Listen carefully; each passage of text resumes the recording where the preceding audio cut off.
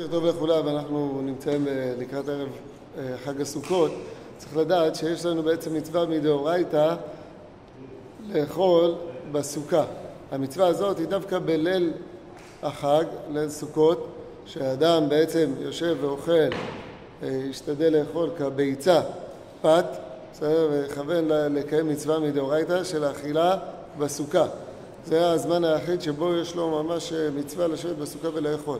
אחרי זה שאר האכילות שהן סעודות קבע, שבהם הוא אוכל פת, אוכל מזונות, כביצה, אז הוא גם כן חייב לאכול אותם בסוכה.